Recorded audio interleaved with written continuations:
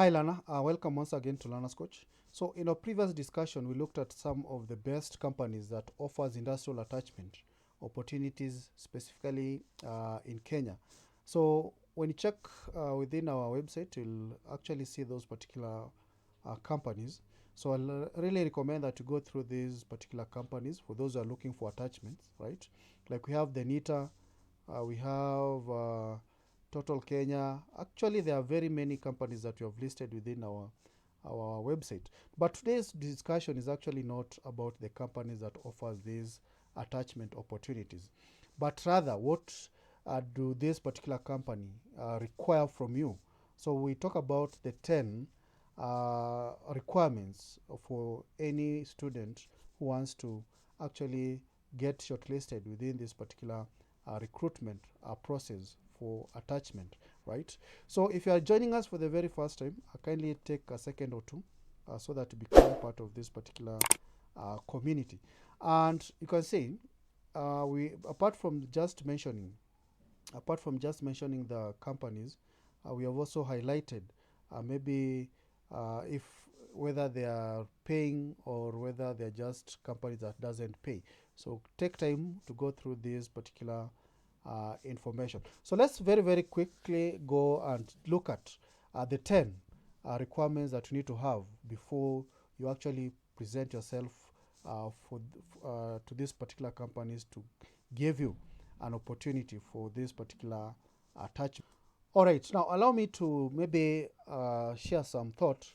If you are approaching these companies, different companies have different requirements. So these particular requirements that you're going to list here, they are actually general requirements that you'll be expected to have, right? So then don't get us wrong, because you'll find that maybe company A requires maybe five requirements, and maybe company B requires maybe 10 requirements. But normally they are within this particular category of 10 requirements.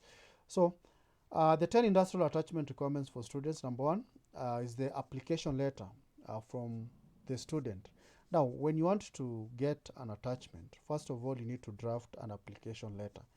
This actually will enable the employer. Remember, attachment is like an employment opportunity. So it enables the employer or the HR, human resource, to actually understand what you really want them to provide for you within the application letter. So you need to draft a very nice application letter. Number two, of course, now that you're a student, you need to have a school ID, right? So school ID is very, very important when you are actually sourcing for these particular attachment opportunities. Of course, when we talk about school ID, we are also going to look at another ID. But third, you need to have an introduction letter from training institution. Now, this is a very important letter that permits you to actually go outside there to source for this particular attachment opportunity. So normally your department will always give you this particular introduction letter. So it's like a formal letter from your university or college that gives you the right to go out and look for this particular attachment. So ensure that this introduction letter is original. Ideally, it should have a stamp from that particular college or university. Of course, four is the reference letter or testimonial. This particular letter normally can come from maybe people that you have volunteered some work with, right? See, as a student, you can be doing some volunteer work. Better still, you can have maybe your former high school principal, right? Just writing some note about you, how they know you, right? So it can be some kind of testimonial. It's a very, very important letter. So for those students who are planning to maybe start looking for attachment, ensure that you have the reference letter ready. And of course, it should have some valid signature from the author of that particular letter. Number five, you need to draft a curriculum vitae.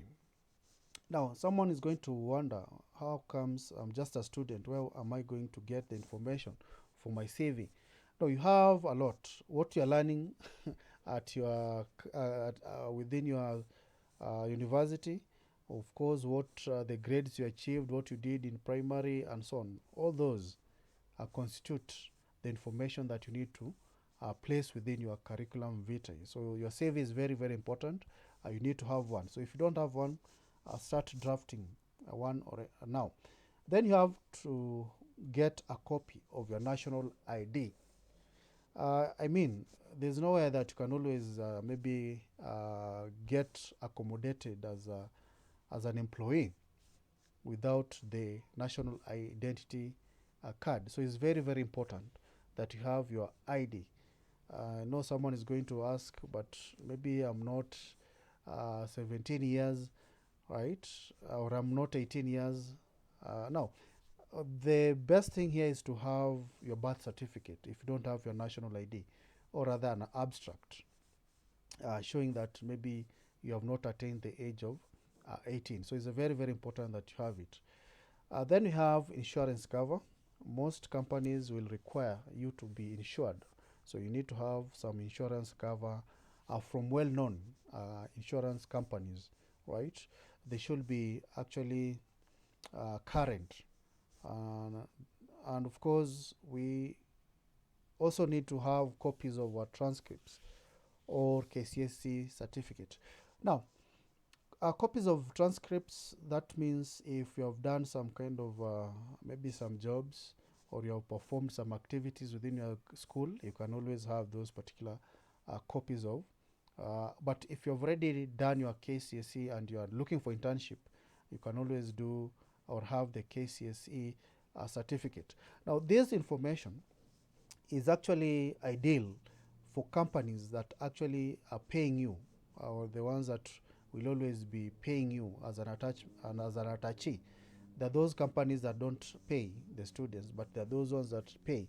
So these copies of transcripts are really important. And just to talk about payment, for the companies that will accommodate you and they'll pay you, you also need to provide your bank account details, right? So you need also to have some copy of bank card or the ATM card, right? So lastly, you need to have a certificate of good conduct. So you'll need to go to some CID office within your area and ensure you get this particular certificate of good conduct.